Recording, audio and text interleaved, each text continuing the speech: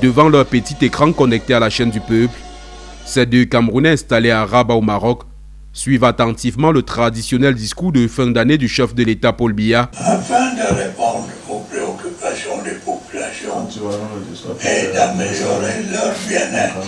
De ce discours, quelques points ont retenu l'attention de ses compatriotes. Le point qui m'a touché, vraiment, c'est quand il a parlé de l'unité nationale. Il y a eu d'autres points.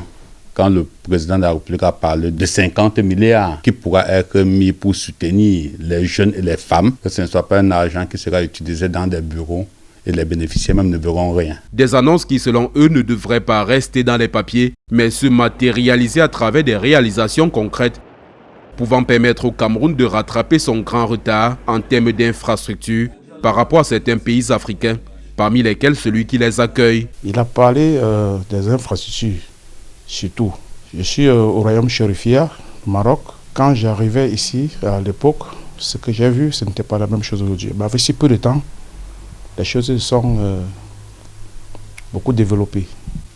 Nous parlons aujourd'hui TGV qui relie Rabat, Tanger, Casablanca. Ces Camerounais espèrent que le temps mis pour la formation d'un nouveau gouvernement était consacré à la recherche des hommes et femmes capables de relever les nombreux défis pour l'émergence du pays. J'ose croire que le gouvernement qui nous sera présenté dans les prochains jours, comme a dit le chef de l'État, sera le gouvernement qui fera vraiment décoller le Cameroun. Vous êtes arrivé au Maroc, vous avez vu un peu à quoi ressemble le Maroc.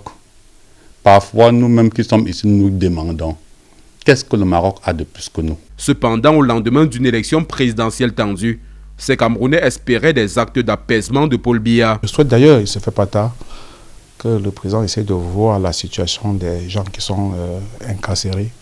Parce que c'est eux-là, ils aiment aussi le Cameroun, ils ont voulu juste peut-être s'exprimer, peut-être ils auraient voulu exprimer leur ras-le-bol de ce qu'ils vivaient. Comme à leur famille, ces Camerounais souhaitent le meilleur pour le Cameroun en 2026. Je souhaite un Cameroun vraiment pacifié, un Cameroun qui dégage des énergies, un Cameroun à l'image du Maroc qui nous accueille, qui pourtant est un pays beaucoup moins riche que le nôtre. C'est vrai que le papa a tellement duré, on croyait que cette année, le papa devait se reposer, mais papa a voulu encore être là.